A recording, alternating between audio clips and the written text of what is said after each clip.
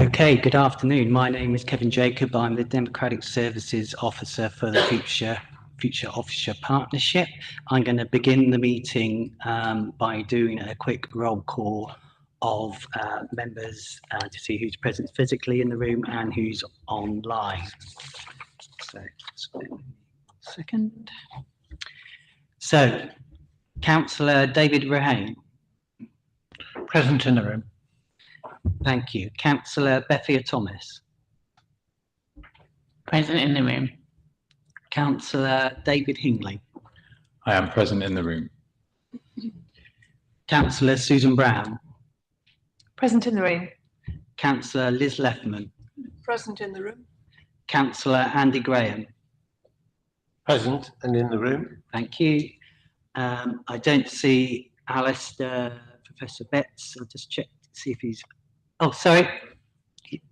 Sorry. Present in the room and Yeah. And also visible. In American. Sorry, that's thrown me off my stride a bit. Yes, thank you, Professor Fitt. I don't see Professor Alex Betts. I don't see him online at the moment, but he may well be coming. I haven't had an apology. Miranda Markham, I think I've seen Miranda. Present online. Yeah, thank you. Is Peter Nolan on the call? Just double checking with Peter. No, okay, I don't see Peter. I'll give his apology. Angus Horner, I've seen Angus. All right, present online. Thanks. Thank you. Julia Krause. Present in the room. Thank you very much. And Dan Levison. I'm not sure if Dan's joined us yet, but I'm expecting him. Okay. And is Emma Hill on the call? Let's check if Emma's joined yet. I don't see Emma yet, but again, I'm expecting her, but I'll give apologies if they aren't able to join the meeting. So that's the apologies and roll call taken. I'm now going to proceed to the first item of business, which is election of chair and vice chair. So dealing with the election of chair first, can I seek a nomination? Councillor Graham? Yes, propose Councillor Leffman. Thank you. Is there a seconder for that? Councillor Brown? Thank you. Are there any other nominations? No. Okay. In that case, if I could just see the assent from the room. Okay. Thank you very much. And thank you, Councillor Leffman, the chair. And we can deal with the vice chair. Thank you very much indeed, Kevin. And thank you to everybody for being in the meeting. I'd first of all like to thank Councillor Brown very much for her year as chair, for having chaired our meetings so efficiently, having brought forward a number of very important items during that year, and also for representing us on outside bodies as well. So thank you very much indeed for that. And I'd now like to ask for nominations for vice chair. Do I have any nominations for vice chair? I'd like to propose Councillor Ruane. Do I have a seconder? Councillor Thomas. Thank you very much. Are all agreed? Thank you. Thank you very much. Thank you. I'll move on to item 2 in that case, which is apologies for absence. Do we have any apologies for absence, Kevin? Not as of now, but I will double check in light of the few absences we've got of people we're expecting. Thank you very much. Do we have any declarations of interest from members of the FOP? I don't see any hands. Thank you very much indeed. So I'll move on in that case to announcements. I'd just like to welcome everybody to the meeting of the Future Oxfordshire Partnership. Members of the partnership and supporting officers are present both physically and remotely. And can I remind everyone that the meeting is being recorded and live streamed, and meeting chat should only be used for messages about speaking or technical issues. No private discussions, but please do use the hand raise function if you wish to speak. I would encourage everyone to ensure that their microphones are off and that you're fully muted unless you're speaking. And when speaking, please give your name and your organisation. So I'd like to, first of all, before we begin our meeting, just say a few words of a dreadful event that happened yesterday in Southport. This is close to my heart because my nephews and nieces lived in Southport when they were little children. They were brought up there.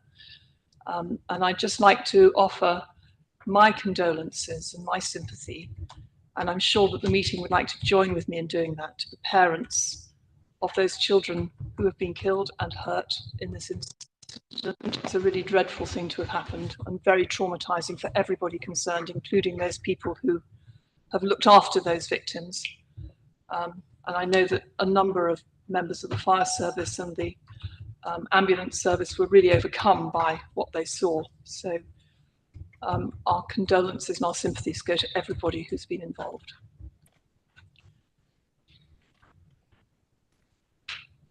So I'd also like to highlight that we have an item on the agenda, which is item number 15, which I think is quite a significant item. And I'd like to bring that up the agenda rather than leaving it at the very end.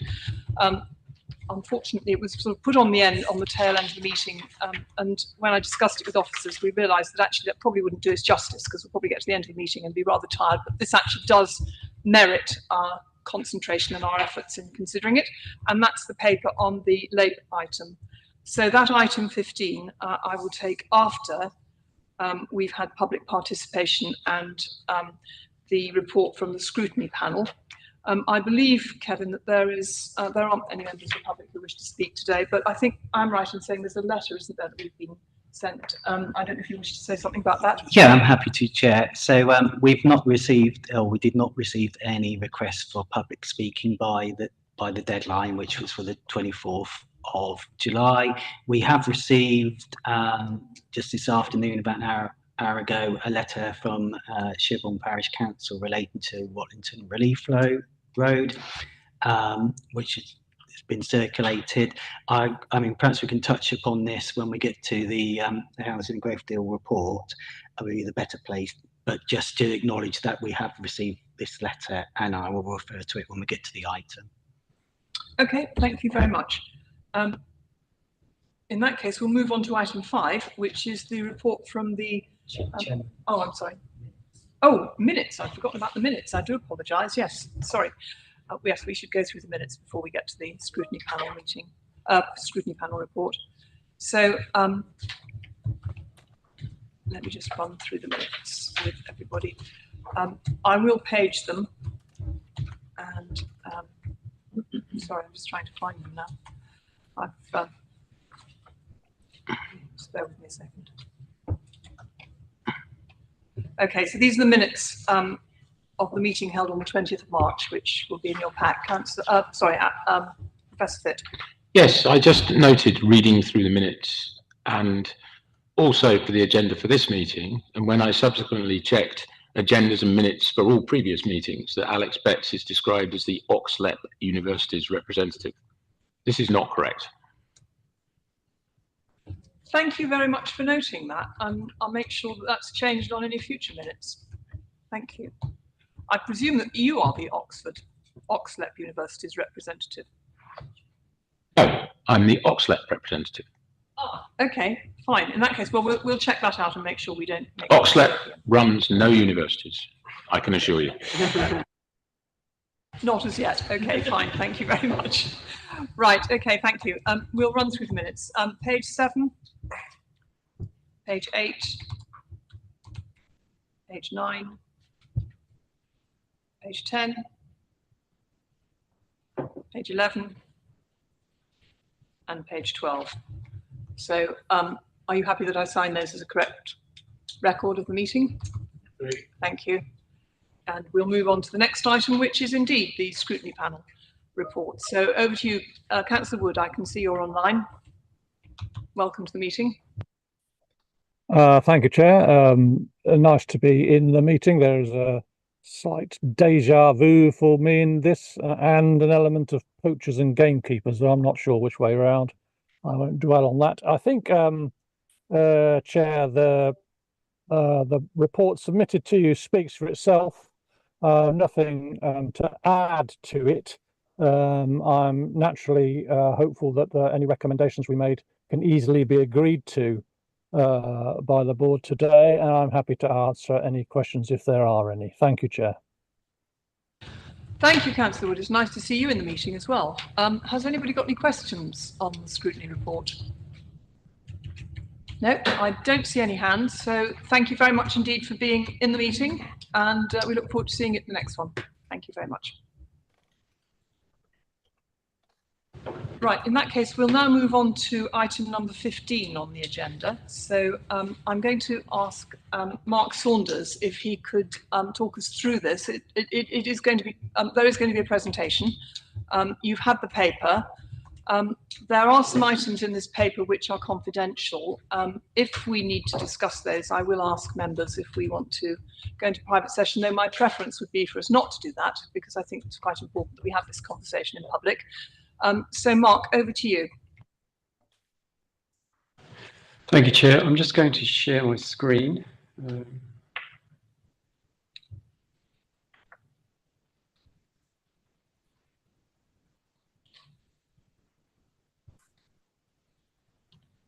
Right. Yeah, we can see that. Okay. Thank you.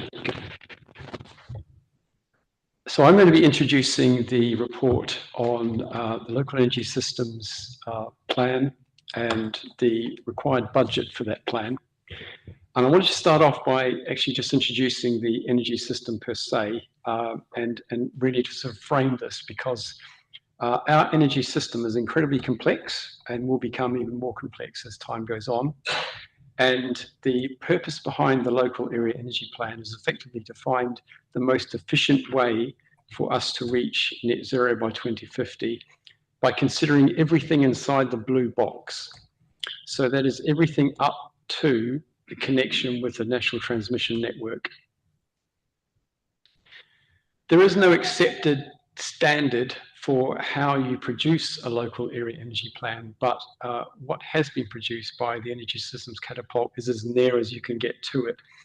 And it is a 7-step process whereby there's a process of engagement, stakeholder engagement, data gathering, modeling, mapping, and then effectively a process of organizing the projects and the programs that will run off the back of local energy plans that will enable an area to reach net zero by the required date.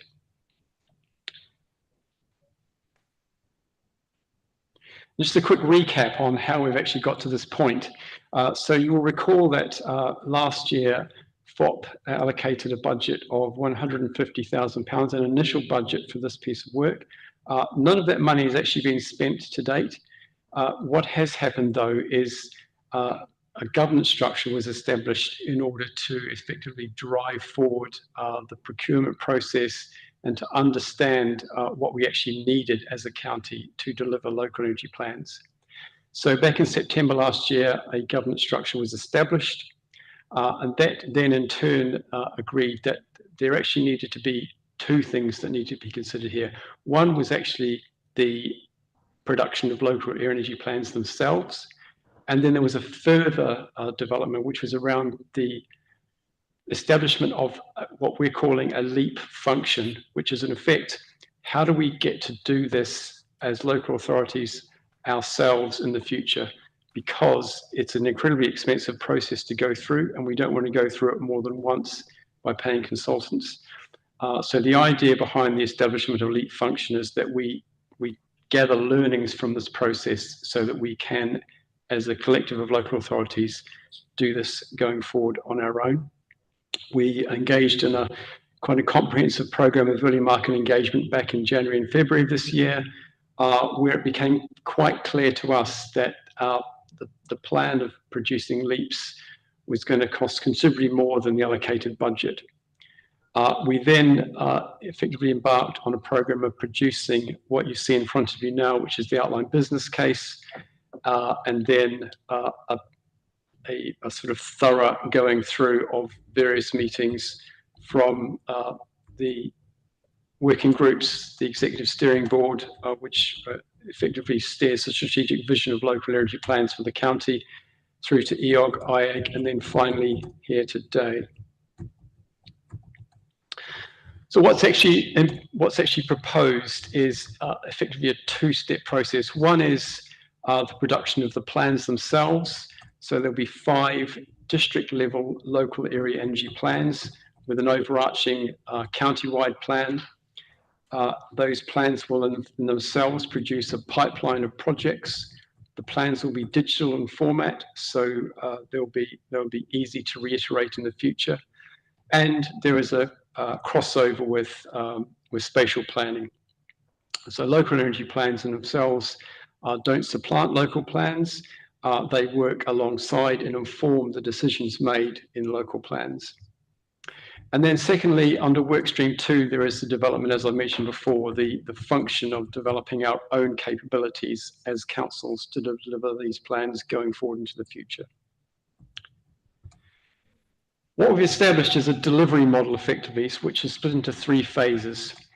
So phase 1 is looking at the overarching modelling of the county as a whole. So that's taking all of the data, all of the stakeholder engagement, and doing all of the modelling for the county as a whole for the net zero target that has been agreed by FOP of 2050, which was set out in the net zero route map and action plan. That will take us through to effectively March next year, and then the individual district councils will then in fact client their own separate local area energy plan at that stage. So effectively the clienting moves from the county council, who will client the entire process, through to the district councils, so they can shape their own local area energy plans to suit their own particular requirements, because obviously each district council has a different net zero target, so there'll be different scenarios required in order to achieve that. And then moving through to the delivery, what we want to try and achieve with this contract is to incentivize the consultants to help us move into the delivery phase as quickly as possible. What we don't want is a plan that effectively takes us 2 or 3 years to work out how we deliver it. We want to ensure that as part of this piece of work, that the consultants work with us to enable a delivery plan, and that may well be the establishment of some kind of prospectus or feasibility work around the projects that come off the back of the plan. But whatever it turns out to be, and we don't yet know that because we haven't engaged in the procurement process, it is an important consideration for us.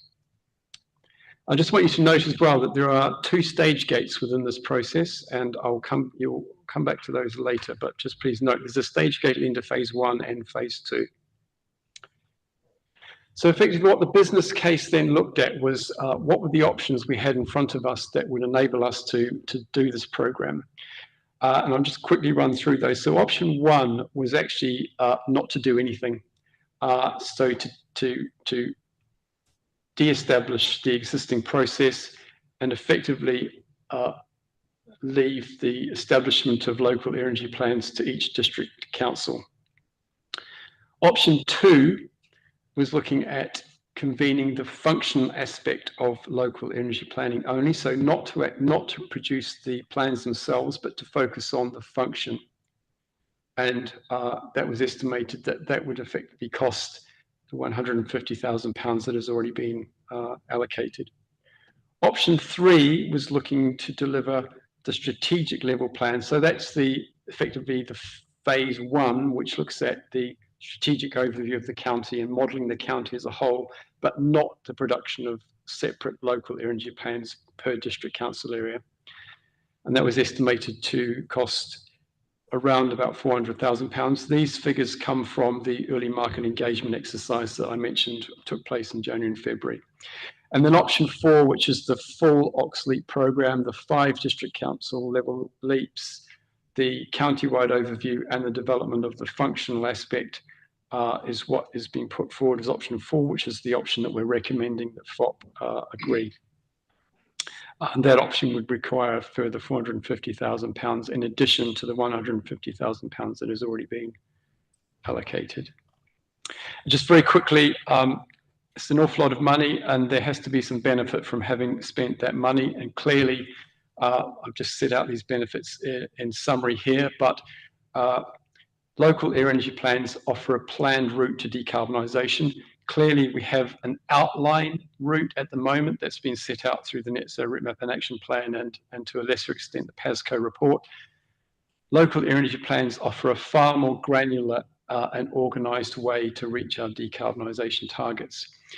They also enable us to have information which we can share with the energy companies, the DNOs, and the transmission network about how they can best utilise their investment so that they can help us reach our goals. It also means that we are able to increase planned investment in economic activity. So much economic activity in the county hangs on access to power, and local energy plans will have a transformative impact on how investment is best targeted to mean that we get the best bang for a buck and that we get the power we need in the places we need it. With the plans themselves, they offer an integration into the planning system. As I mentioned before, local air energy plans will inform the planning system, but likewise, the planning system will also inform local energy plans because the two processes are in a constant stage of reiteration. There won't just be one local energy plan, it will be revisited every 2 to 3 years. The plans also give a governance structure and an important local mandate around the decisions around power and electricity within the county. And they also enable us to have a consideration over social value impacts on the investment decisions that are made. And clearly, they also offer a route through to stakeholder engagement. Local energy plans will reflect community level energy schemes, which currently aren't really captured. So one aspect of a decision to fund the option 4 is that the development of local energy plans has a resource impact on the district councils. And that resource impact we've tried to model here, but effectively it's about 140 days of officer time per district council over the 12-month period of the contract to produce the local air energy plans. That is not an insignificant amount of time, and I've tried to sort of break it down here by the various phases. And I want to take you back to the stage gates because that's a key consideration here.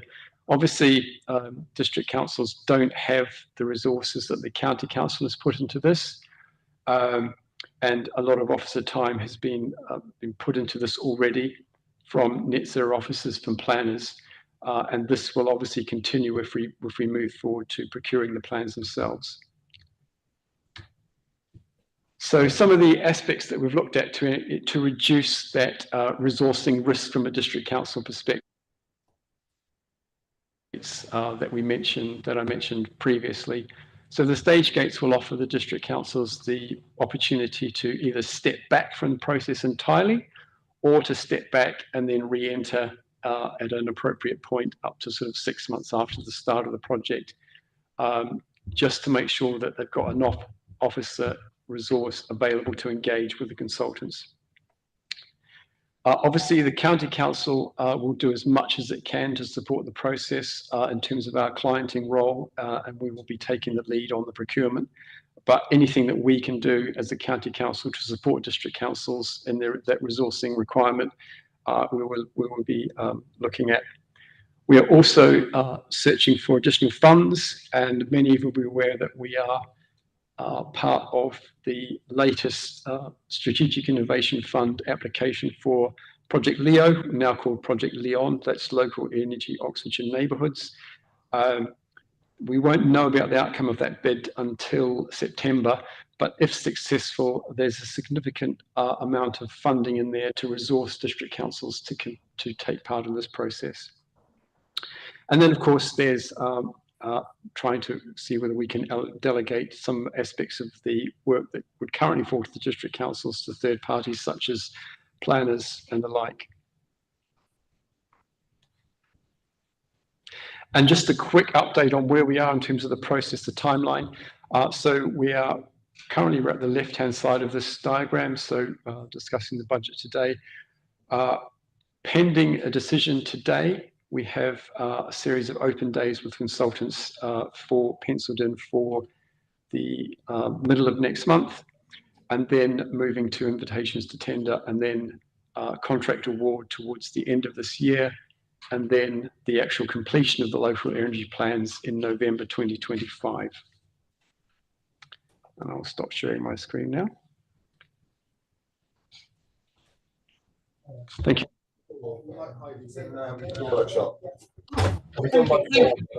Oh, somebody's got. Thank you very much. Thank you very much indeed for that, Mark. I'll open it up to discussion now. Anybody want to raise any points on this paper or any questions that you might have for Mark? David, Councillor Rain. Thank you for the paper, and it seems a very important piece of work for us to be doing, but I think you are right to flag up the resourcing issues that a lot of district councils will have. And discussing that this morning, we were thinking about how we dovetail this with our local plan, because a lot of the people who need to be involved would also be involved in supporting that, which might be going to inspection at the same time. So it could well be that being able to shift the time back and forward would help us in being able to do that. It seems like a really useful and really important piece of work. It's just it's the how do we resource it and how do we get to there, I think is the issue that we have. So having those staging gates, because we've got the resourcing for the first part of it, and then having the staging gates where we can sit back and think, right, what are the benefits and how do we resource the next part of it is going to be really important. Thank you. Councillor Hingley. Thank you, Chair, and yes, thank you very much for the presentation, which was very helpful. So yeah, I've been leader at Cherwell for all of 2 months now, so don't need to worry about explaining things in basic detail, because it's only helped to get to grips with the issue. So thank you very much for that. One of the things that have really been made very clear to me since I've been leader of the council is that energy is a highly crucial current issue for us all here. So it's really good to see a lot of thought has gone into this already, and I hope we can agree that having these sorts of plans is going to be a very useful thing if they're done correctly going forwards. I'd like just to share Councillor Rain's comments on resourcing as well. I think that's highly critical for us in the districts, to make sure that we're not signing up to something that is going to cost us more than the benefits that come out of it. So it's good to see the benefits slide on there as well, and what was in the paper too. So yes, the stage gates I think are a good thing to do, and I suppose it goes without saying that any additional funding that can be acquired will be a great benefit to us in helping to fund this. So thank you very much again. Thank you. Nigel. Thank you. Is that on? Yep. Just a quick observation. We are just in the process on behalf of you as a whole system. We've just commissioned, or in the process of commissioning, a piece of work to look at potential future green investment opportunities, which would align potentially with some of the work that Mark's outlined there in terms of timing. That piece of work tenders are back now. We'll be appointing in the not too distant future, over the next month or so, with an output timed for March next year. So that seems to work quite well with your stage gates in terms of how you progress that. And obviously what we'll make sure of is that you're actively aware of where we're getting with that. So it could be about identifying resource to deliver some of those opportunities that you begin to identify through the area energy plan work. So just an important timing piece there, and an alignment with the work that's going on now and that piece of work. Thank you. Councillor Thomas. Thank you, Councillor Thomas from Vale of Whitehorse District Council. And I just wanted to say thank you. I definitely echo concerns from Councillor Hingley and Councillor Rain about resourcing and funding. But it looks as though you have worked really hand in hand with district councils, and it's been a really, truly proper piece of collaborative work. And I just wanted to express my appreciation for that, because it does look as though you've worked very closely with that throughout the process. So just my appreciation for that. Thank you. Yeah, I can assure you that that has been the case, and this has been through the IAG a couple of times actually, and I think it's been to the Environment Group as well. So there's been a lot of involvement on the part of the district councillors who sit on those advisory groups. So yes, there's been a lot of good discussion around this. Anybody else want to? Councillor Graham. Yes, Councillor Graham, West Oxfordshire District Council. I kind of just want a bit of clarity on the cost, and I think it's in the report, but I just want you to say yes, that's the case. So I know we can recover, if you look at it as an investment in the future, it's going to be recovered many times over, you know, in terms of the outcomes going forward. So you can see it in that context in one breath, but we can't quantify that at this stage. But at the end of the day, the remain, looking at 600,000, the 150 that is committed, the 450 that is remaining. Now, is it my understanding is that the Housing and Growth Deal Capacity Fund is going to be looked at, or how is that 450 to be found, just for my peace of mind, because I'm not clear on the detail?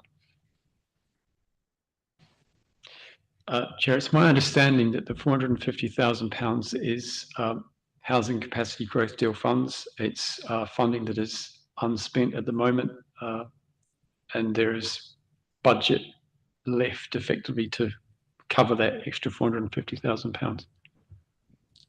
If I may intervene, Chair, that's correct, and it's also referenced in Cathy's report, which you'll be considering later on. Thank you for that. So I've got a clear understanding then. And the next thing is about the human resources, because you referenced that in your presentation. And I kind of think I just wanted to know really what the impact is of essentially you might find ourselves in the position where district councils, because of their local plan and the implications of that, is that we've got 5 different gears going on at the same time. Has that been sort of tested as to the impact it will have by having those gear changes according to what district councils can actually do? Because you don't want the impact of it, that it all starts to fall about. So I just want a bit more reassurance on that aspect, whilst I appreciate you're trying to accommodate the needs of district councils, but at the same time, there's only a certain point you can go to when you actually say, look, you know, there's got to be a sense of reason in terms of the buying. So can you just come back on that? Yes, so back in the early market engagement work that we did in January and February, we didn't ask that direct question to the consultants, but we found out that they were prepared to work within a stage-gated process. Clearly, consultants don't like it because it introduces an element of risk for them, but it clearly reduces our risk. So I think we'll find out more once we've done the open days scheduled for the 8th and the 14th of next month, where this is clearly laid out in front of them as what we want to do. We know that just being able to deliver the strategic part of the work would be useful in itself up to the end of the first phase. But clearly, you know, we want as many district councils to be on board as possible. And I think the expectation is that even if 2 or 3 dropped out, it would still be a worthwhile process to pursue. But we're hoping that no one drops out. Sorry, Chair, on this, but I'm just kind of teasing out this so I understand that in making the decision today, there clearly is going to be a few caveats on it, because, as you said, we can actually kind of venture forth on stage 1 of it, and you still can go out with your open days and so on the context of if we went for the full-blown 600,000 option 4, then that's something we can not defer, but we can come back to once we've had a report on the open days that you've held, and that will actually help to inform what's going to happen with the next stages. Is that correct? I think we need to be able to go to the consultants and say we have the budget. I think it'd be very difficult to have an open day without, or to proceed with the procurement process without knowing we had the budget in hand to pay for it. I think that would be my concern at this stage. And I also don't think the County Council's commercial board will allow us to go to contract without a budget. Yeah, thank you. Councillor Brown. Thank you very much, and thank you very much for the really good report. And obviously this is absolutely vital work. We've already discussed how troubled the grid is in Oxford, and it's also an issue both for our ability to grow, but to actually provide the power that we need for existing housing and at affordable levels as well. I mean, I think one of the significant issues that I keep coming across with my constituents is their inability to currently afford their energy bills. So anything that can help us with all of those things is really important. And we certainly in the city have absolutely thought that was a really important priority for us. And I just wanted to be very clear that we are absolutely ready to go and will be wanting to take this up straight away. So thank you. Thank you. Any other questions? Giles. Yeah, thank you. And thank you, Mark, for the presentation and the report. I mean, for me, from a district council perspective, it plays into two really important drivers, I think, for us at West Oxfordshire. And one's around the zero carbon agenda, which other councils in Oxfordshire share as well. And this is a really important piece of work to help us understand what we need to do to achieve those agendas. But it's also kind of the point that Councillors Brown and Hindley have touched on in terms of delivery of energy to development sites, and particularly making sure we can deliver already planned developments in our local plans and unlock the jobs and economic development as well. So it's an important area there. But I wonder if you could say a bit more about the relationship with local plans and the planning system. And I take it that, in a sense, this piece of work will look at what we've already got planned, what we're already planning, and then help us understand what are the infrastructure investments that are required to support them. Yes, I mean, you're absolutely right. The local energy plans effectively create a baseline looking at the world as it is now and the plans we have in place now. But it will also look to the future in terms of what future plans are in place. Local energy plans will sit alongside planning policy and spatial planning, and they will inform those decisions. And likewise, local planning policy will inform the shape of local energy plans. And the two will, in the process, much like local plans, which are reiterated every sort of 5 years, I guess, local energy plans will have to go through a process of reiteration. So even if there's a slight misalignment now because local plans are being produced and we're a little bit behind the local energy plan, at some point they will catch up, and the two will be sort of more directly speaking to each other.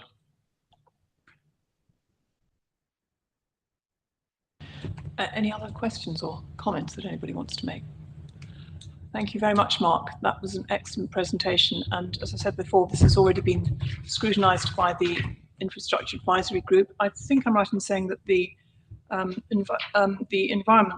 EOG actually made a recommendation which was around grid connection and the constraints in grid connection. So I just want to emphasise the importance of us continuing to make representations at a national level about grid connection, because even though this will help to solve some of our energy problems in the county, it won't do the job entirely unless we have that grid connection. But I think this is a really important step forward, and it's certainly very much in line with our ambitions to achieve net zero. So I'm going to ask members if they agree with the recommendation, which is that we adopt option 4 of the outline business case, which has been scrutinised, as I say, by a number of different groups. And option 4 is allocating money from the capacity fund to this. Can I ask if members agree that we should go ahead with that? Can I see a show of hands if you do agree? Thank you, that is unanimous. Thank you very much indeed. Mark, thank you very much indeed for that. We look forward to getting reports in the future about how we're progressing this. Chair, I look forward to producing them. Excellent. Well, I think it's a great step forward for all of us, so thank you. And thank you for being at the meeting today. So we'll move on now to item number 6 on the agenda, and that's a verbal update from a meeting that we had yesterday. The leaders plus some of our officers had a meeting to look at the future of the Future Oxfordshire Partnership. Members will be aware that Future Oxfordshire Partnership, which was previously the Growth Board, was set up originally to manage the housing and growth deal, which will run its course and finish in March of next year. And we have had various discussions in the past. We've had a number of iterations of what our objects are as the Future Oxfordshire Partnership, but we felt it was time to have that discussion again and a refresh really in terms of how we operate as a partnership and how we can collaborate to take forward the programmes that we know we need to in the county. I'll just give a very brief summary from my own perspective, and then I'll ask other people who were there to perhaps if they would like to add to that. But the first thing to say is that we discussed two aspects. One, as I say, was the Future Oxfordshire Partnership and how that should look in the future, and whether we need all the advisory groups that we've currently got, and what the partnership should look like, the format of that partnership. And the other thing that we discussed in relation to that is the announcement that was made by the Secretary of State for Housing and Local Communities, which is Angela Rayner, who wrote to councils about 2 weeks ago talking about devolving powers to councils and how that might sit with what we do as the Future Oxfordshire Partnership. So there are two sides to the discussion, and I have to say that we haven't reached any conclusions on either, and we will continue to discuss these things because they are big things to discuss. And there will be a future paper coming to this meeting, certainly about the Future Oxfordshire Partnership. We'll be bringing a paper to the September meeting on that. But the general sense was that we want to continue to work together. We want to find a way of making the Future Oxfordshire Partnership relevant, that we are in principle in agreement with devolution of powers to us as a collaborative partnership. And we don't know how that might look at the moment. We don't know what's on offer from the government. But it is our intention to listen and to look at how we might take that forward. So I'll throw it open to other members of the FOP to perhaps give their own interpretations of how we ended the meeting, or the decisions that we made in that meeting. And we didn't make any decisions actually. We had a very fruitful discussion. We haven't, as I say, reached any conclusions, but there may be some aspects that I missed out. So, Councillor Graham, you've got your hand up. I'm sure I've missed a number of things out. I've given a very brief outline of what the meeting was about, but over to you. Well, I'm just building on what you said, really, because no decisions, as you said, were made, but what we did have was a very positive conversation about the things that we have in common. And I kind of think there was a general principled understanding that strategically we need to actually, and we started to unpack and identify the areas where we could all benefit from a strategic approach to certain areas. And it was in those areas that I think really is an exciting possibility, an opportunity for us to really address the kind of things of infrastructure, and strategic infrastructure, soft and hard infrastructure, and how we might actually kind of look at that as being a way of looking at the forward programme of work even. And a structure which, again, will follow in due course. And I just, rather than going into the detail, because some of that won't come about necessarily, but some of it will. And I think we're waiting for further feedback from chief officers who went away with with some very clear lines which they're going to report back to us, and then we can actually discuss that before coming forward with a shape of what we hope to actually bring forward. So I think change is on the way. And I think sometimes it's good to have change when it's focused and it's deliverable, and that's the actual objective. Make sure it's deliverable to all our residents will actually benefit as a result, and it doesn't actually impact on the sovereignty of local authorities. Quite the opposite. It actually underpins what local authorities currently do in their own right, but actually seriously there are areas where we can't do it by ourselves, and those are the areas that we want to support. So I think that sort of kind of just adds to what you said. Thank you, Councillor Thomas. Thank you. I just want to express my appreciation for yesterday's discussion. I think it's particular that we do note that there was no decisions made at all, and no formal minutes taken, and we just said then that chief executives will go ahead. I had a question on that. Is it led by one chief executive, or is it a collaborative effort to pull together this report at this stage? Or very practically, I'm going to write a draft, circulate it to EOG, get EOG's input, and then get chief exec's collective input. That's what I suspected. But as I said, very keen that we get FOP sort of restructured to provide better value for money for all partners and for all residents, to really focus efforts on very helpful collaborative work that will really put impacts across the county. And yeah, focus the membership so we understand again that it's a streamlined model of membership. Thank you. I think the other point that I could have made earlier but didn't is that we're very keen to avoid duplication. And we know that there are a lot of groups around the county who are doing things. And for example, we've got an environment group, but we've also got ZCOP. So it's important that these things are brought together. And the other thing, and I know Jeremy Long is going to be talking about the IEP shortly, but one of the other things we talked about was the importance of an inclusive economy in the county and the importance of tackling inequalities. And that's something that we all have to look to because that affects all of our districts and our city. So those are other aspects of the discussion which we need to bear in mind, I think. But I want to thank Becky Cheshire, for having done an excellent job of sort of drawing a map of, you know, all these organisations that exist around the county, and also showing how they sort of wire together, because that was a really helpful way of looking at how we interact with other groups. So we need to consider that, but there will be other meetings happening, and we'll come, as I say, back to this meeting with a paper in September that we can then discuss and move forward with. Anything else anybody wants to add to that? Councillor Hingley. Thank you, Chair. I just wanted to say, yes, again, say thank you for yesterday. I felt it was very useful, particularly as coming new to it. It was very helpful to me. And coming new to it, I was very pleased to see that there was broad consensus for continuing with the POP in some form, that there was recognition that continuing with it was, as I say, in some form was a good thing. I believe that it is a good thing when our authorities can work together at a strategic level when appropriate. Obviously, there are times when we don't want to do that, and there are times when we do want to do that, but there has to be some way of us coming together in order to do that and to put our resources, etc., etc.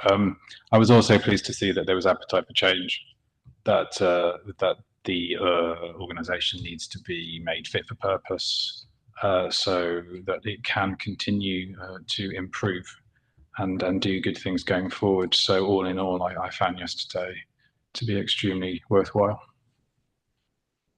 Great. Councillor Rae. Yeah, I think it's important to recognise the context, which is that FOP was set up to do a thing, and we're not doing that thing now, or we're doing it elsewhere. And so to be clear about what the thing is now that we want to be doing, and what's the process for how we agree what those things are that we want to work together on, and agree starts and ends to each of those projects. It's basic stuff really, but it's easy to carry on doing the same thing even after you've the outlived its usefulness. Councillor Brown. Yeah, thank you. I support what others have said. I mean, I think I just want to say a few words as the now longest serving member of this august body. And I came in after it had already been set up. So I think just a couple of points on that. It was set up before the growth deal. It was set up, you know, in order to sort of produce a growth deal. And I think actually that is probably something we need to reflect on, is that this body was all about partnership working. It was all about trying to get devolved power and funds into Oxfordshire to the benefit of all of our residents. It was all about trying to make sure that we were doing more together than we could do individually. Whether that was lobbying, whether that was actually getting the money and the power and all the rest of it in. And obviously, it has had a number of different iterations, name changes, different constitutions to some degree or other at different points. And it's absolutely right that as we come to the end of the growth deal, that we do that piece of work again. And I thought yesterday's workshop was really good. So I'd like to thank everybody as well for contributing to it. It's my last duty as the last chair of the FOP to chair that one. And I did think it was a really good discussion. And I thought what was very welcome was a lot of points of agreement in the room.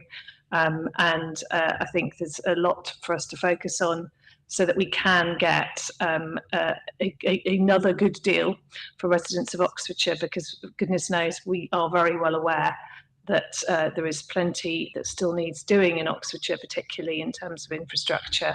And we really do need to focus on everything that we can do to make that happen. Thank you. Professor Fitt. Yeah, I just wanted to make that point about the FOP. I agree with Councillor Ruane that it's not doing now quite what it was set out to do.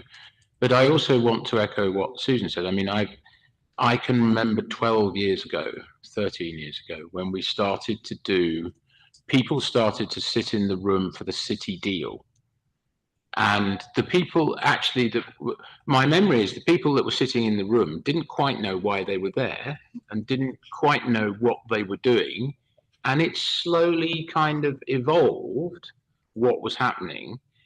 And the people sitting in the room hadn't ever sat with each other before and decided, what can we get out of central government for Oxfordshire? And so I don't think we should underestimate the convening power of the FOP. I agree it's not doing quite what it was originally set out to do, but we didn't have anything like that before. And my memory is that not only did people not work together, but some kind of delighted in not working with others. And that's really changed completely. So I think we shouldn't underestimate the value of the FOP. Oh, I don't think we're underestimating it at all. And in fact, actually, I see it as, although we know each other now, I do see this as an opportunity to really sort of rethink what it is we want for the county and how we can impress on government, assuming that the funding is ever going to be available, the importance of things people have mentioned, like improvements to infrastructure, better health services, all of the things that we know, we need in order to make our residents' lives better. And that's really the whole purpose of coming together, isn't it? That we can make Oxford a better place for people to live and work and visit. So unless there's anything else that anybody wants to contribute, I would suggest that we agree that we're coming, I think we already have agreed actually, we're coming back to the next meeting with a paper that will be a little bit more formalised, where we can take some decisions around how we want the FOP to look in the future and what the purpose of the FOP should be, and how we work together as a collaborative partnership, and who the members of that partnership need to be, and how we link in to all the other organisations around the county as well. So thank you all very much, and I agree that it was a very useful meeting, and thank you all for your participation, and thank you to officers as well for having organised it and for being there. Okay, we'll move on now to item number 7, which is some of the partnership appointments. Now, having said that we are looking at what the remit of the FOP will be, we did discuss yesterday the fact that we do actually need to appoint chairs of the various advisory groups, and it's not intended that we stop doing anything with the advisory groups. Well, no, let me rephrase that. We will have chairs of advisory groups, but we will meet only if we think we need to meet for the time being. So somebody mentioned earlier, I think it was Mark, that there, or might have been somebody else, I think it was Ian, who said that we do need to meet as the IAG, the Infrastructure Advisory Group, because there are still some aspects of the growth deal that we need to look at. So there will be things like that that we need to meet for. But we've got 4 advisory groups: the Housing Advisory Group, the Environment Advisory Group, the Infrastructure Advisory Group, and the Planning Advisory Group. Now, 3 of those have already got chairs. The EAG is Councillor Ruane. I'm chairing the IAG, and the Planning Advisory Group is chaired by Councillor Graham. So there's a vacancy on the Housing Advisory Group. And do I have a nomination for the chair of that group? Councillor Ruane. Nominate Councillor Brown. I'd be happy to second that. Councillor Brown, you happy to chair that group? That's great, thank you very much indeed. The other item that there are a couple of other items that we need to note on this as well. One is the nomination to the Oxford to Cambridge regional, pan-regional partnership. Now, that's slightly complicated by the fact that I'm already on the pan-regional partnership, but in a different capacity, because normally it would be the chair of the FOP that attends those meetings. But I will be attending in my capacity as the chair of England's Economic Heartland. So that would normally move to the vice chair, but I think the vice chair, who's now Councillor Ruane, doesn't want to take on that role. So I think what we'll do is take that away from the meeting. Oh, Councillor Ruane. I don't think it's the case I don't want to take on the role. I just think it would be inappropriate as my authority isn't part of the partnership. Yes, fair enough. Yep, okay, yep. So I think what we'll do is we'll defer that decision and come back to the meeting next time around with a decision as to how we're going to manage that, because it's a slight change to the rules, if you like. The England's Economic Heartland Strategic Transport Forum nomination, that again would normally be me, but I'm already on it as the chair. So we do have another space on that, and that was originally the chair. That was the chair of the FOP. So what I'm going to propose is that Councillor Ruane, as the vice chair of the FOP, takes that on. If you're prepared to do that, Councillor Ruane. And I see a nod from him. So is everybody comfortable with that? Members happy with that? And then the final one is the Local Nature Partnership. And the chair of the advisory group is on that, and that again is Councillor Ruane. So, Councillor Ruane, are you happy to take that on? My cup runneth over. Is everybody happy that Councillor Ruane takes that on? Okay, thank you very much indeed. Thank you. There's nothing else on that item, so we'll move on to item number 8, which is an update on the housing and growth deal. And Cathy Wilcox is here and going to take us through that, I think. Thank you. Good afternoon, everybody. Yes, I'm Cathy Wilcox. I'm Head of Corporate Finance and I'm Deputy Section 151 Officer for Oxfordshire County Council. So I'm here this afternoon just to take you through the Q4 report for the housing and growth deal. So this is the update as at the end of 23-24. So just to note, this is a little way behind now, and we're playing catch up in terms of the timing of the meeting. So the next update will be to the next meeting. So the purpose of the report is to update you all on the progress and spend for schemes included as part of the Oxfordshire Housing and Growth Deal. It includes updates on the 2 remaining funding streams, the Housing from Infrastructure Programme and the Growth Deal Capacity Fund that we've touched on already when we're talking about the Local Area Energy Partnership. So it does set out the financial position at the end of the year. In Annex 2, there's also an update on the housing numbers as at the end of last year. So the report is prepared by the Director of Finance for the County Council in the capacity of Section 151 Officer for the accountable body. And then that was just to note then that the County Council is the accountable body for the financial management of the remaining 2 strands. And in relation to the letter that was shared by the Department of Levelling Up Housing and Communities in December 22, the County Council is responsible for making all decisions on the allocation of the remaining grant funding, but in consultation with other partners, and also holds the risk. So the rest of this is in that context. So if I look at the Housing from Infrastructure programme first, Annex 1 sets out more detail on the total expenditure for the capital element up to the end of last year. It sets out that expenditure to the end of Q4 was £20.5 million and takes the overall spend at that point up to £86.5 million by that point. Paragraph 3.1.6 notes that to utilise all of the grant funding, a further £56.3 million needs to be spent in 24-25. And obviously, because of that, the tight deadline of the 31st of March, funding has been prioritised towards schemes entering the construction phase that can meet the grant deadline and have other funding sources that can be utilised after that deadline. Probably worth noting that the overall programme remains over-profiled by £1.6 million at the moment compared to the available capital grant funding, and that's with the intention of maximising the use of the grant funding by the end of next March. Section 3.2 provides an update on scheme delivery and risks around those. So construction's ongoing for Benson Relief Road. We've got an anticipated completion date of September 24.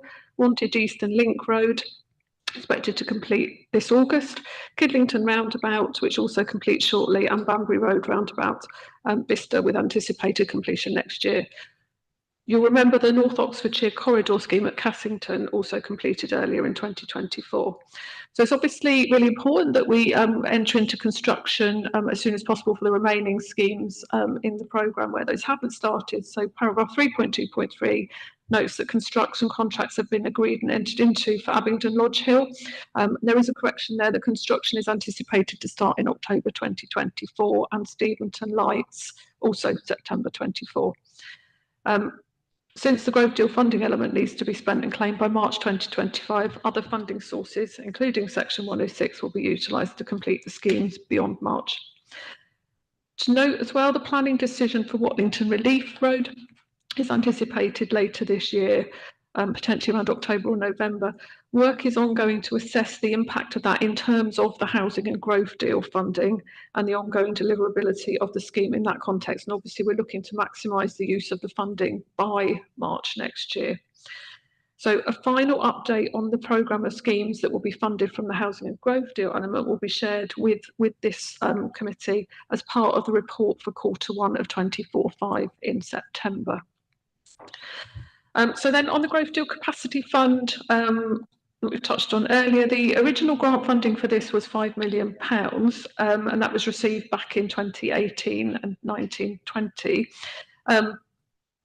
So originally that was to be used over the life of the programme.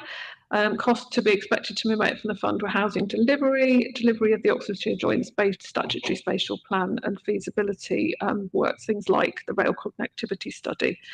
So actual spend up to the end of 23/4 was £115 million, leaving just under £1.2 million available to allocate and spend in future years. So then paragraph 3.3.5 just talks about the remaining commitments against that spend, of which the local area partnership is obviously a significant part, and just confirming that the county is holding that funding and it is available to allocate for that purpose. If all of the 3 business cases are approved, then most of the remaining capacity fund will have been committed, so there's very little of that left. So I think that was all I was going to cover. Obviously, we've got remaining recycled funds of £26.2 million that have been spent earlier in the Housing and Growth Deal programme for the housing for infrastructure that need to be fully utilised before we can claim the remaining £30 million grant. So on that basis, anticipated that the remaining grant allocation will be claimed retrospectively in the last quarter of the year. So I think that probably covers all of it. Thank you, everybody. Thank you very much, Kathy. I know Paul is online. I don't know if Paul wants to add anything to what's been said from the sort of, from the construction point of view of the programme. I don't know. So there are updates on housing numbers in the final annex of the report that have been drawn from all of the updates that have been shared by the major infrastructure team by the district councils. Fine, thank you very much. I know that we've had a representation by letter from Sherborne Parish Council, regarding the Watlington Relief Road. Kevin, I don't know if you want to just let members know about that. Yes, Chair, just briefly. So we've had a letter from Sherborne Parish Council that's come in just before the meeting was due to start. It refers back to the question that they asked at the scrutiny panel, and some observations that they made to the scrutiny panel. It is expressing some concerns regarding the Relief Road and around the planning permission and appointment of contractor and so on. It is quite a complicated letter, so I'm not proposing that we go through it now, but we should give it a written response. And I did say that I would acknowledge it, that we have received it in this meeting and it will get an appropriate response. Chair. Thank you. Thank you. Any questions about where we are with the road deal? No? Okay. Thank you very much indeed, Kathy. Thank you, everybody. Okay. In that case, we'll move on to the next item. And I think that is, yes, that's the Jeremy, who is online, I think, who's going to talk about the report from the OIP. Thank you for being with us, Jeremy.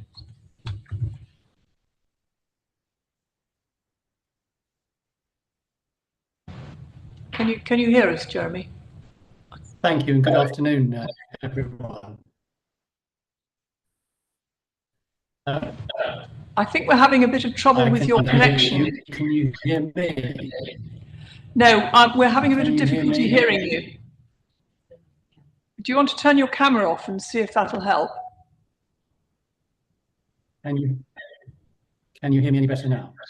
Yes, thank you. Okay, well, let me try again. Good afternoon, everyone. If I may, I'm going to say a little bit about what the OIEP is, how we go about it, and then referring to the paper, some of the more recent actions. So if I may, if I can start at what is at the top of page 22 of your papers, which simply sets out that the OIEP is a network of about 100 organisations, a coming together, a deliberate coming together of a large number of employers, education, including the universities, a large number of community voluntary organisations, and with strong support from officers and members across all of the local authorities. Officially launched about 18 months ago, and we are set up as 4 working groups in paragraph 4 on page 22, an educational attainment working group, and I'm going to say a little bit more about these as they go through, an inclusive employment working group, a social value procurement working group, and a place-based group. How do we go about it? A combination of events, making connections between organisations such that things happen directly between organisations, active website, a charter, and I'll come back to the employers charter that we've launched. So if I may, if I can move to what is page 25 and quickly go through some of the work in each of the 4 areas. So at the top of page 25, the Educational Attainment Working Group, which itself is made up of those with direct experience in the education sector, early years, primary, secondary, and the universities. In that group, we've been particularly focused on early years and primary, with activity to support Arch, a voluntary reading organisation that's been going for some time, but that was looking to gain more support from employers and volunteers from employers. So we've made the link deliberately with the employers group to encourage a take-up of volunteers from an employed setting. We've also gained more support for an early years initiative, Growing Minds, that's had very successful impact evaluation and would like to expand its footprint elsewhere in Oxfordshire. And then finally, we're at the early stages of organising an early years summit. I think it's very helpful to see the new government also expressing strong support for early years. And what we're seeking to do is to highlight organisations in early years that have already worked successfully here in the county and bring together specialists and experts to see how we might grow that provision. So if I then move to the Inclusive Employment Working Group and its activity, and this group is chaired by Richard Venables, who many of you will know. 3 or 4 areas of focus there: prison leavers, and indeed at our launch, we actually brought the senior executive from the Timpson Group, who works for James Timpson, brought that gentleman to talk about the programme they've had for many years of recruiting ex-offenders. And we've made our link with the Bullingdon prison and have now held a small number of events there to build the links with the prison, the offenders, the liaison officers there, and employers. And indeed, even more recently, with a new initiative at the prison where they are about to try and set up a more effective form of release, where offenders often find themselves back out in the community with very little in the way of resources. Very recently indeed, and since actually this report was written, we've been able to link that release resource in the prison with Sophia, and we think that they will be able to provide low-cost, simple phones to enable offenders to be able to make contact with the local community resources that they need. 2 other areas of activity from the Inclusive Employment Group. We've held sessions to help refugees here in the county find employment, including bringing some proven training material that the International Rescue Committee uses, bringing that material to the county and holding sessions to help them at a pre-employment level begin to prepare themselves for what then becomes applications for jobs. And we've held other events aimed at an older workforce, and again helping them to try and find their way back into the workforce. If I move to the 3rd working group, that of social value and procurement, and that group's chaired by Grant Hayward, that's been about highlighting the benefits that there have clearly been where there's been very strong local procurement, social value procurement to local organisations, and encouraging, whether it be yourselves as local authorities, but also the big procurers, so colleges and the university itself, to put an increasing weight on social value and a knowledge of the local procurement chain when big contracts are being let. And indeed, we're again working to quite a big event later this year that will actually bring people from elsewhere in the UK together to continue to actually highlight the benefits of that kind of approach to recruitment. The place-based group, the 4th group, which is led by very effectively by Rosie Rowe from the County Council team, was always set up to enable us to have real knowledge of the local communities, indeed to benefit from some of the community profile work that was done a couple of years or so ago into some of the poorest, most disadvantaged communities across the county. And more recently, we've actually begun to develop an impact model so that we can actually look at the impact that various initiatives, not just the OIP, but various initiatives are actually having for the benefit of those communities. If I then move to page 27, one of the other things that we did when we first set up the OIEP was to create something that we called the Charter, which is aimed at organisations, not just businesses, but all organisations, encouraging them to look at about a dozen or so pledges, many of which many organisations would already be doing, but some of which they could perhaps find it easy to adopt. And in launching the Charter, we've therefore publicised what, if you like, is good practice in areas of, for example, paying the living wage, allowing staff to volunteer in certain areas, encouraging the kind of social value that I've already talked about. The Charter, we now have about 100 signees. We're continuing to promote that. We are continuing to encourage organisations to look at it. And indeed, even if they can, and many can say that they're already committing to a number of those to look at how they can increase the number of areas of pledges. Just quickly to refer to a couple of other areas. We are working very closely with Alex Betts and the university team and some of the initiatives the benefit of the Vice Chancellor when she came into role, the benefits of stepping up their community engagement. And one of the things we did with the Fellows Programme, the SDG Policy Lab that Alex and his team had formed, we put forward the proposal, which was accepted, for a piece of work to be done looking at community hubs. What makes community hubs successful? Where are there areas of best practice? Where can one learn from elsewhere? Indeed, not just in the country, but elsewhere. And that piece of work was completed very recently. And again, we're now communicating that work to encourage a greater knowledge of successful community hubs in the county, but dare I say, how we might create others for the benefit of their own communities. If I just go to the anchor network at the top of page 28, the anchors, the so-called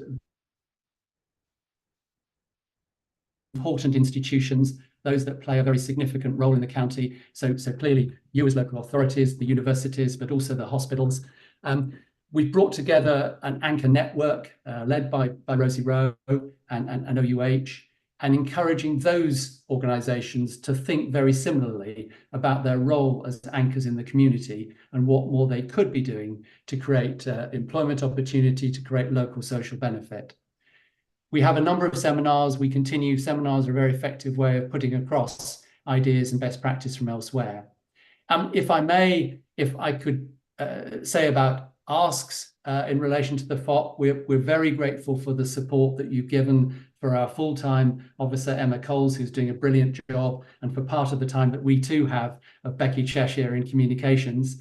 We have lost some of the secretariat support that we did have through officers leaving, and we would be able to do more if we were able to augment the support that we already do have, and to be able to make even more connections, make even more things happen, and hold even more events. But let me pause there and thank you for the opportunity for the update. Thank you very much indeed, Jeremy. Really helpful actually to have the background as well, just to remind people, and also to let those that didn't know exactly what the OIEP is all about. Councillor Graham, I think you wanted to ask a question or make a comment. Yes, thanks very much for the comprehensive overview of the work of the OIEP, which is really good and must be applauded. Although I have to say that, you know, the benefits of the work you do can only be enjoyed if the authorities around Oxfordshire are fully integrated into this work, and officers are connected, because otherwise we're just losing an opportunity here whereby, you know, you can only do so much yourselves, and actually it's the playing of that in terms of our officers in local authorities that somehow or other I would like to hear how we can strengthen that more formally with the local authorities, so that actually it does become the greater sum of the parts that actually make this a real whole, as opposed to what you're doing at the moment. And that's a general point. And the second point is on supporting refugees into employment.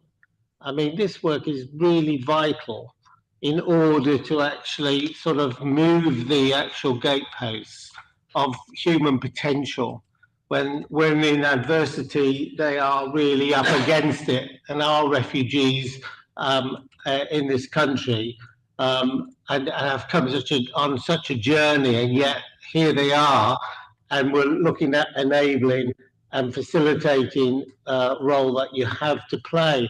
My question is how far can you go before, and what ways can we actually ensure that there is a route to government in order to ensure that the work you're doing is not thwarted by inaction of claims not being fully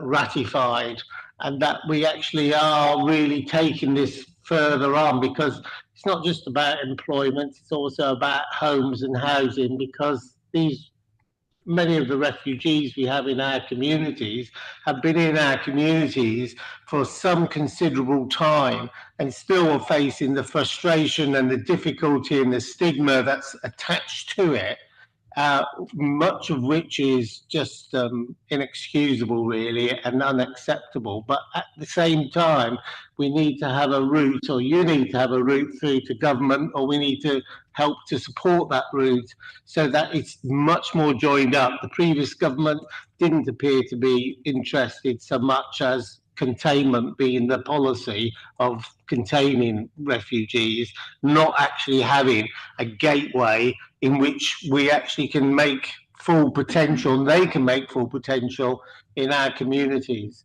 So I kind of think it's a wider point. You might not be able to answer that second one on refugees, but I'd be interested in your thoughts as to how we can take that forward. I don't know if I could answer a little bit of that by saying that, as you know, we've applied to become a county of sanctuary, and I know the city is also applying to be a city of sanctuary, as indeed the universities are applying to be universities of sanctuary as well. So I think it's about a collective and collaborative effort again, isn't it? It's all about working together. But one thing I did want to ask you, Jeremy, if I may, are you working with Refugee Resource in Oxford as well as with Asylum Welcome? And the reason I ask is because I know that they have a mentoring scheme, which is something which may be of interest to some of the businesses that are signed up to the charter, because it's about mentoring people who are going for job interviews and things like that. So I don't know whether you're signed up to that or whether that's something you might like an introduction to. Let me take that away, if I may, Chair. And I mean, as you've just said, I think it would be wrong, and I don't want to give the impression that as OIEP, we are trying to lead the refugee work in the county. That would be wrong. That's clearly being dealt with by your own officers. But what we are trying to do, and with some success, is bring opportunities I've described for training programs that have been seen to work from elsewhere that might not otherwise have been brought into the county. And we're absolutely trying to make knowledge of the kind of capability that there are amongst these groups and the minority groups as well, amongst the wider employer group in the same way as we are for prisoners. And that's where I think we do believe the OIP can have a real impact in making those connections. Yes, I agree. And the other area, of course, is with the work you're doing with Arch, where we've encouraged our own employees here at OCC to be part of that. And I'm looking at ways in which we can also help with the mentoring for Refugee Resource as well. So I think it's those sorts of connections that we need to try and make within our organisations. Are there any other questions that anybody wants to ask, or any comments that people want to make on this? Nigel. Thank you. Just really to reiterate and support a couple of Jeremy's points, just to reflect on some of the work that we've been doing collectively through social contract.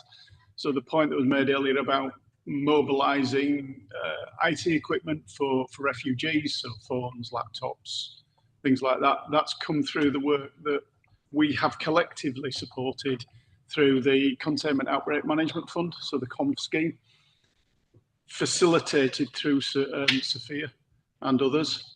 So that's really showing system-wide working. So I think there's a real value to that. And similarly, again, with refugee work, through the work that you as local authorities lead on, the work that our skills team do, the work that Jeremy and colleagues do in OIEP, that is being coordinated as well. So we are getting much greater return for our collective investment through that system-wide coordination. So it just really, to reiterate the value of that work that's gone on. It will all, at some point in the not too distant future, 12 months out, come to an end, because the funds that were made available to support that kind of work will run out.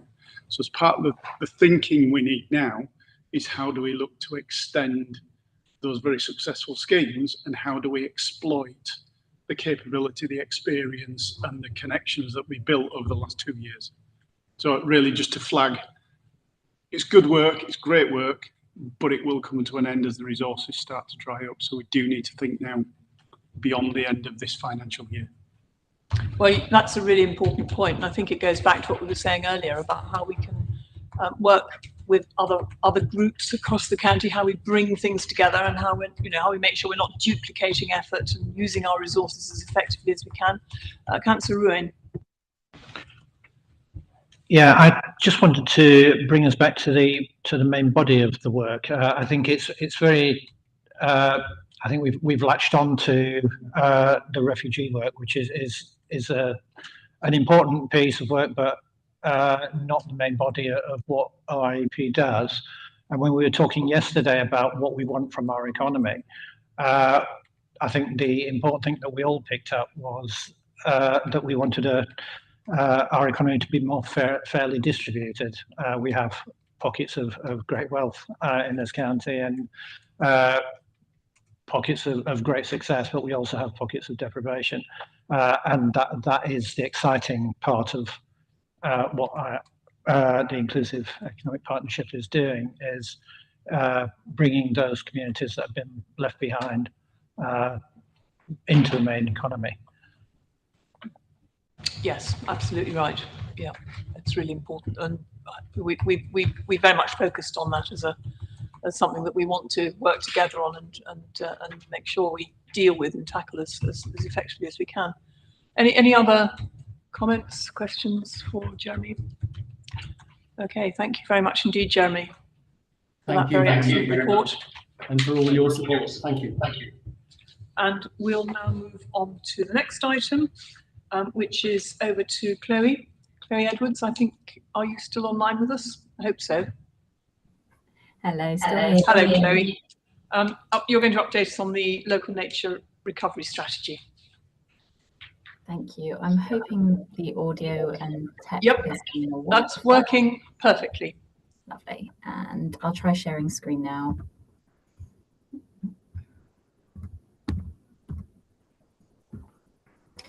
All right, so let's try full screen and see if that works. Can you see that in full screen mode? No, you'll need to put it onto slideshow, I think. Yeah, so I get this issue on my computer. It is on full screen on mine, but I don't think it shows through as full screen. Kevin, are you able to share the slides at all, or otherwise I can... Just bear with me, yeah. Thank you. Sorry about that.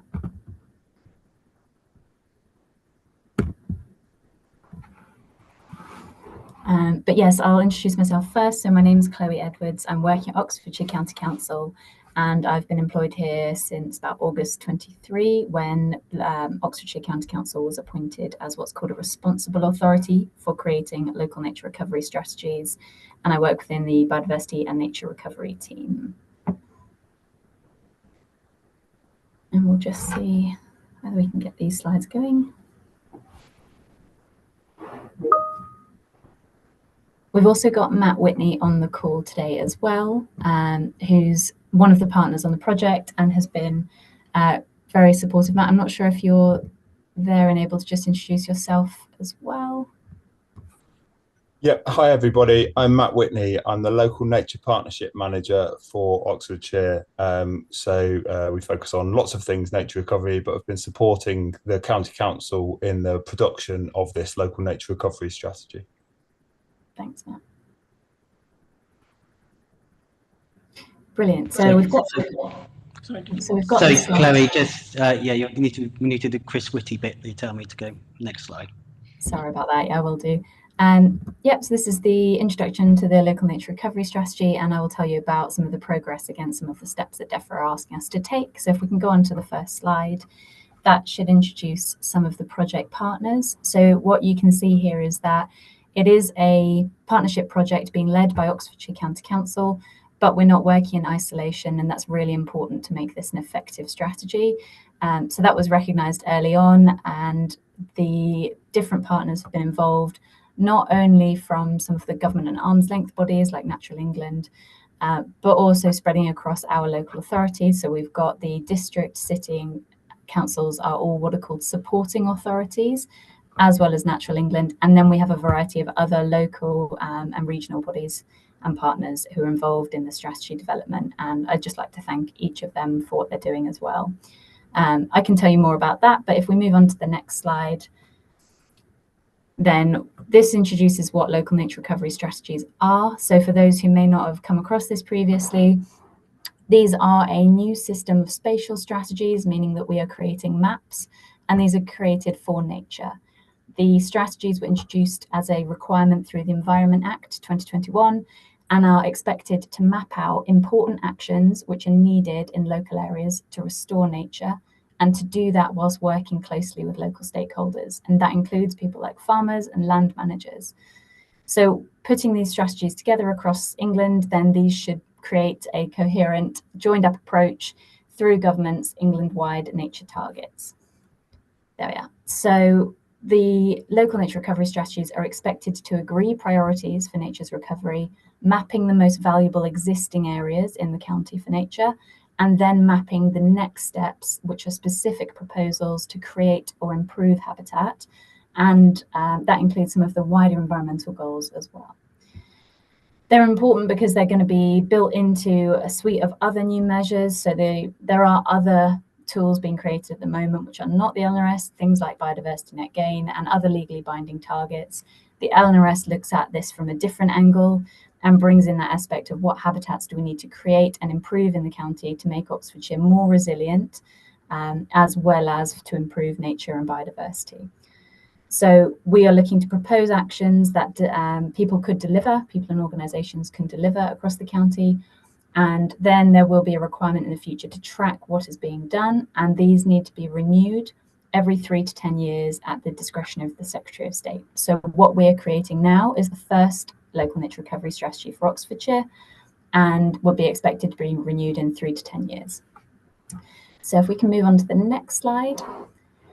There are 48 of these strategies currently being created across the UK. Each of these authority areas were appointed in June 2023, and each of them are creating these lists of priorities to work on, as well as a set of maps that should join up across England.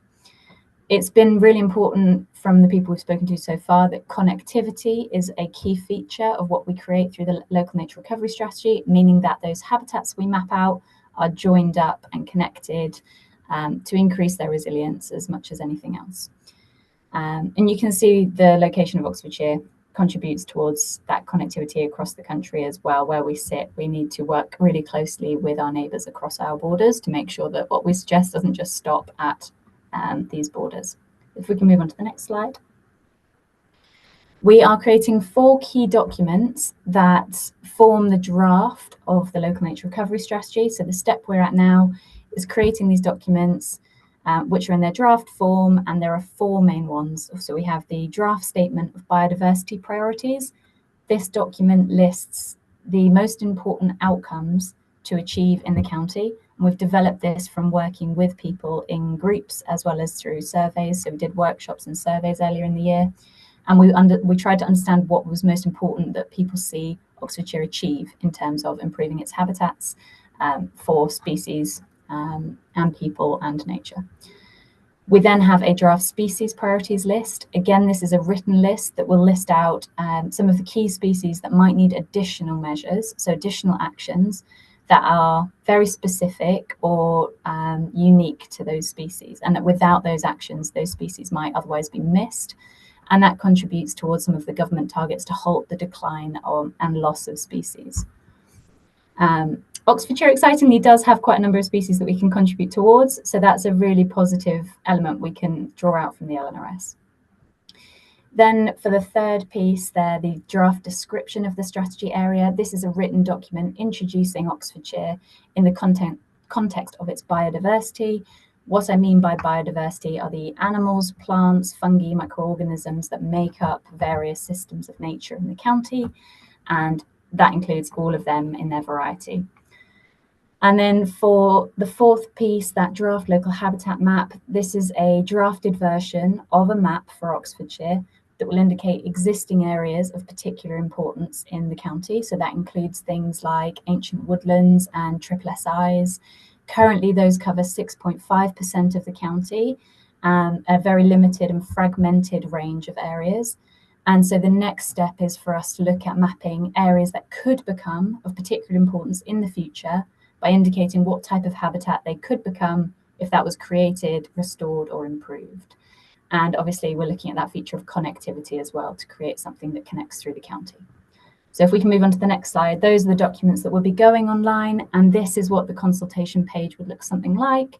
Some information about the LNRS with a section for there to be a map tool for people to look at and interrogate, leave comments on, as well as a set of questions that people can tell us their thoughts on the documents that we've written as well. So there's a section that holds those documents too. And this is just where we would hold that draft consultation period. So in the future, The LNRS will be held on OCC's website and use a slightly different platform to present it. So next slide, please.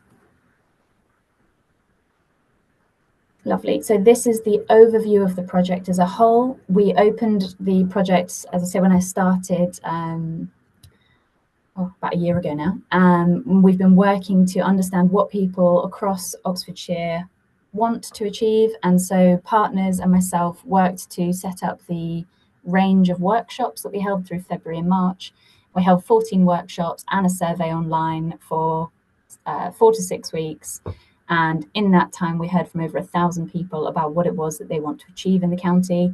We then processed that data, presented it back to people in May online. We showed them what we heard as their main priorities, and then told them about the process we would be taking next to work with that data to turn it into a list of priorities, the species and the map.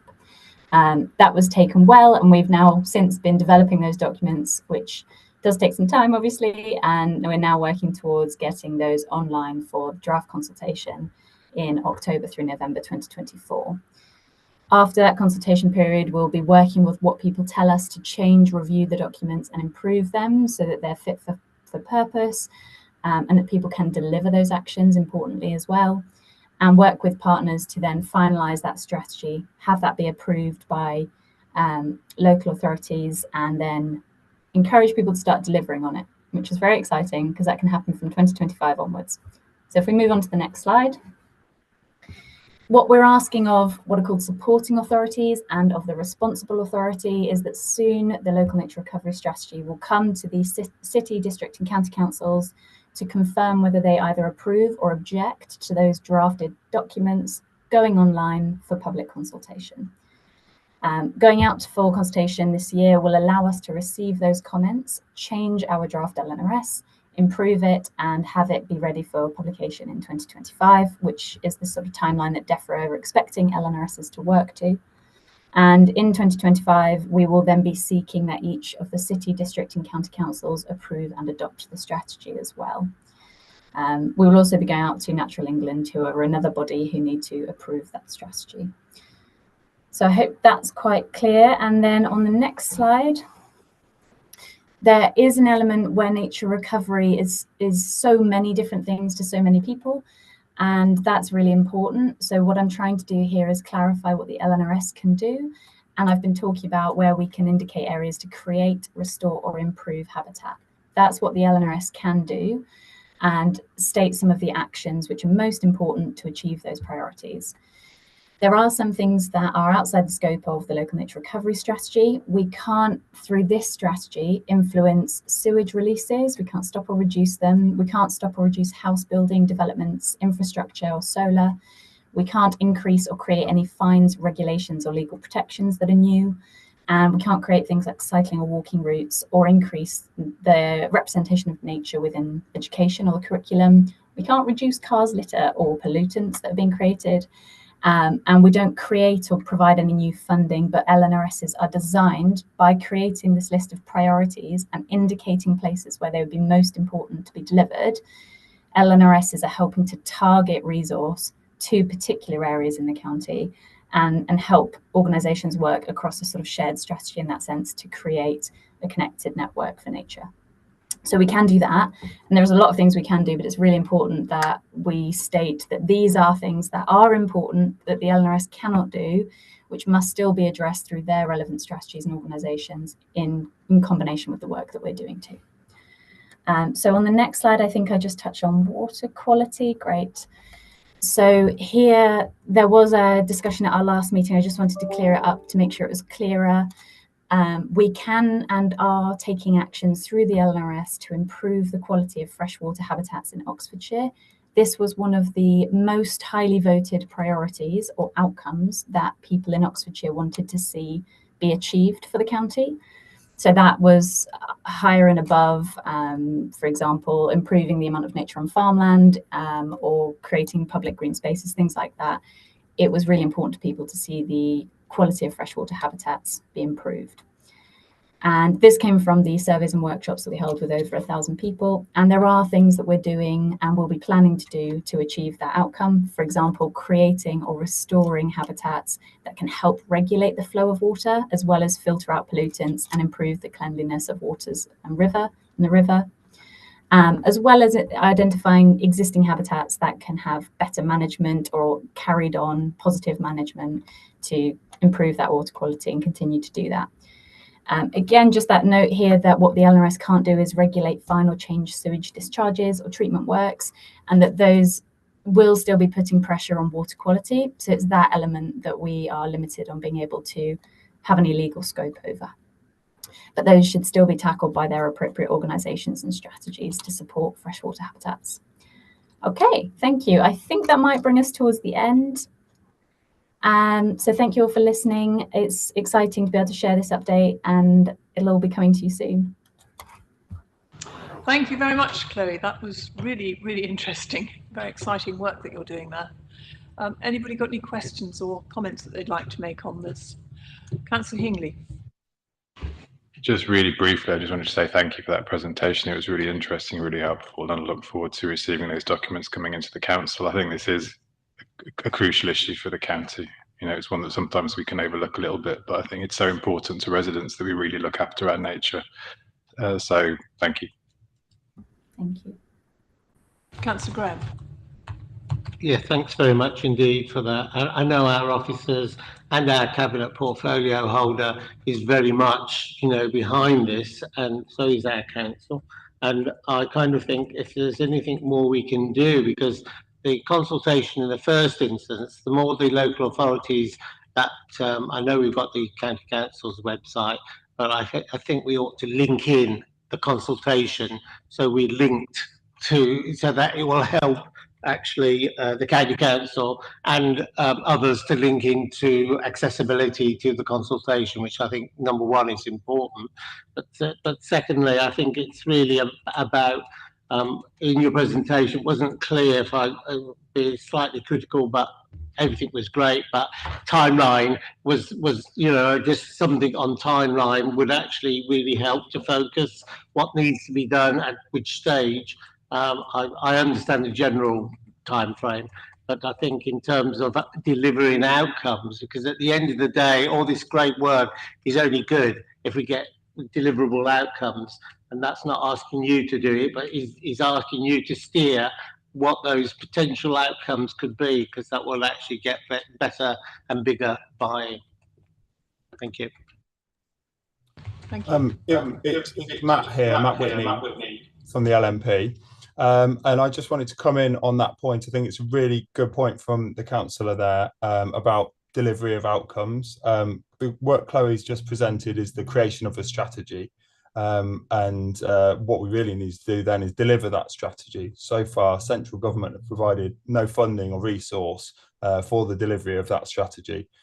So the LNP, the Oxford Local Nature Partnership, is already working to try to facilitate and coordinate action on nature's recovery in the county. Obviously, there's loads of organisations and individuals, including all of the councils represented here today, that are already doing stuff for nature's recovery.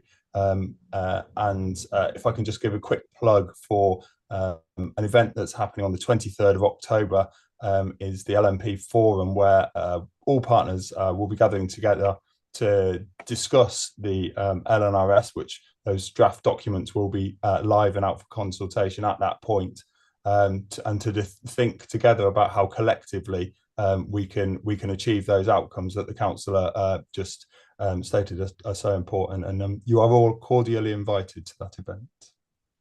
Is that the one that's happening at FarmEd, Mark? Matt? Correct. Excellent. Thank you. Just down the road from me, so very handy. Thank you. Anybody else got any questions or comments they'd like to make on this? I do think the point is it is really important that we look at how we can actually deliver on this. And there are I know of a lot of groups who are actually doing a lot of independent work. Some of the parish councils, for example, there are a lot of groups within those parish councils that have got together, particularly to look at things like clean water, etc., etc. I'm just wondering how linked in you are to some of those groups, and whether there's something we can do as councillors to facilitate that.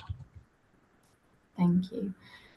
So we worked through at the start of the process, getting in touch with those groups, and there are some that we may have missed, but we worked through community action groups, Wild Oxfordshire, Oxfordshire's Local Nature Partnership, each of the district, city and county council as well in terms of our communications, and we went through the farm clusters and catchment coordinators. So we looked at getting this messaging out about the project really early to as many different groups as possible. And we took that when we're trying to understand people's priorities to each of those groups. So that included parish councils, and we held a specific event to parish councillors. We held 2 different events where we presented on the LNRS to them to introduce that kind of topic and deliver it to them in person as a message as well, so that they understood what they could do. They've been really engaged, and the work that parishes and other organisations like farmer clusters and catchment coordinators are doing is brilliant. I don't think that we can achieve some of this work that we want to do without them, as well as some of the organisations like the Wildlife Trust, obviously, and other organisations across the county. So bringing them in and having them all be involved in this process is really important. And that's how we've tried to make the LNRS as a strategy relevant to a lot of different types of people. It's bringing them in early to those conversations. We also went to speak to Oxfordshire's School Sustainability Network, which is being led by a brilliant group of different teachers across Oxfordshire to try and access the voices of young people. And from them, we heard really fundamental goals to be able to do things like see the stars at night, touching on that light pollution element, being able to breathe clean air, and being able to swim in rivers in clean water without getting sick. So some of those were the really powerful messages we heard from groups like that.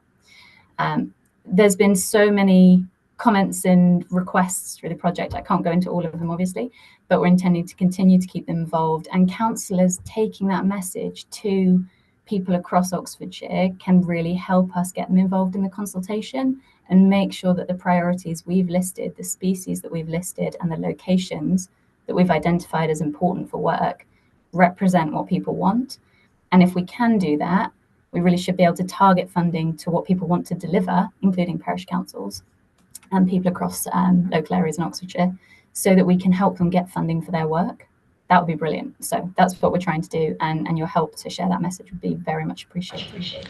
Thank you very much indeed, Chloe. Thank you. We look forward to working with you on this and to the, seeing the outcome of the consultation. Great, thanks indeed. So we'll move on to item 11 now, which is the advisory group updates.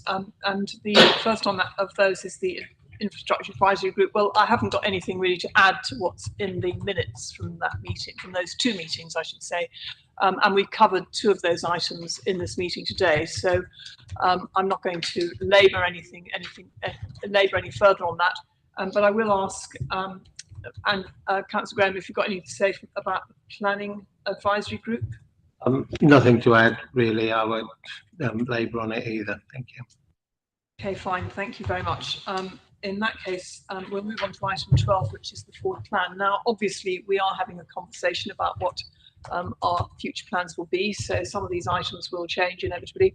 But I do note that on our next meeting is the 3rd of October, and we will need to add to that, I think, this paper that's coming forward from our meeting yesterday. So, Kevin, if we could just make a note that that should be added to the forward plan. Is there anything else anybody wants to say on that? Yes, Alistair. Just a question. At previous meetings, we have heard from the ICB, ICS, but we haven't heard anything from them recently. What's happening there? We don't really know at the moment. I know they haven't got a chair at the moment. Sim is stepping down. It'd be nice to hear from them again. I think Dan Leveson was invited to this meeting, but he hasn't been on this call, and I think there's quite a lot going on at the moment, so we probably need an update, but possibly at a future meeting. Yeah. Yes, sorry, Robin. There is, I think, either in the diary or being organised for October, November, a joint session and a second or perhaps third joint session of FOP members with Health and Wellbeing Board members, where there's clearly some crossover. Yes, thank you. Yes, that's. But I think hopefully by that time we'll have a bit of a better idea of what's happening with the ICB, because that does seem to be in a state of flux at the moment. Anything on updates relevant to the future Oxfordshire partnership from any members? Is there anything anybody wants to raise onto that item? No? Okay. Anything on strategic partnerships? Susan, do you want to update us on anything to do with PRP? I don't actually think there is anything to update on particularly since the last meeting. So no, I don't think I do. Thank you. I'm just trying to think. I should have prepared, and I'm afraid I actually completely forgot I was supposed to update on that item. So maybe Alice has got a better update than me. Well, so quite a lot's happened, but the key question that we need to sort out is funding going forward, because of course the funding runs out soon, and we have some idea what the new government thinks about it, but they haven't said anything specific yet. So lots of things are happening that I could report on, but maybe not now. But the funding is the key thing we need to sort out. Chair, and perhaps I should have said I am taking every opportunity that I have to try and raise the profile with the new government of the pan-regional partnership and to try and seek assurances about the future. I think, as Alice has indicated, there are some sort of encouraging signs, I think it would be fair to say, on that front. And I think that the new government do see value in these sorts of partnerships and bodies at that sort of level, and are also very interested in what can be done across our region in terms of economic growth, and making sure that we are delivering that growth in a fair and inclusive way, which I think is very much where the partnership is. And I think another important piece of the work of the partnership is obviously around trying to make sure that fits nicely actually on the back of the kind of previous presentation, is making sure that we're doing that in an environmentally friendly way, that we're actually making the most of the existing leadership that we have in terms of green skills and innovation, but also making sure that our local residents benefit from that. So I think there was we're in a kind of watching brief at the moment, as we often have been with the PRP, but there's a lot to play for over the next few months. Thank you. Very briefly on EEH, just to say a couple of things. First thing is the new managing director of East West Rail came to our last meeting. I think he's unsure of where things are going to go, and certainly given the announcement yesterday about funding, we're not very sure how that's going to pan out in terms of EWR. The other thing, though, to say is that the work of England's economic heartland on things like corridor studies which link the various parts of the region through train networks is going pretty well. And one of the great successes actually in our area over the last few weeks has been the reintroduction of the line between Oxford and Bristol, which opens up the possibility of Wantage and Grove Station, for example, which I think is really important as well. So that's quite an important move forward. And the other thing which also I think is worth noting is that we did have had conversations, and we'll have a further conversation with England's economic heartland about the North Cotswold line, because the Chancellor in her first speech mentioned Worcestershire Parkway as a strategic housing site, which will be coming forward, and that one of the key links to Oxford, between Hereford, Worcester and Oxford, is the North Cotswold line, which is single tracked in many places and is very unreliable. And so it's the reliability of our train services that we're trying to emphasise, and the importance of investment to make sure that actually when those housing developments do come forward, there's good networks which take people off the roads and encourage them to use sustainable means of transport. So a lot of people do commute that way into Oxford. And the other thing to say is that EH is also working with us at the County Council to look at lobbying government for the electrification of the line between Didcot and Oxford, which again will be of great benefit to us, I think, in the future. So that's my very brief report on EH. If anybody's got any questions, I'm very happy to answer them. Otherwise, I don't think there are any other partnerships that we normally hear from. Am I wrong? Or is that about, that's usually it, isn't it, Kevin? I'm going to rely on you to tell me that. Fine, okay. In that case, almost bang on time, I will close the meeting and simply just say that the date of the next meeting is the 3rd of October, and I look forward to seeing you all here again then. Thank you all very much indeed.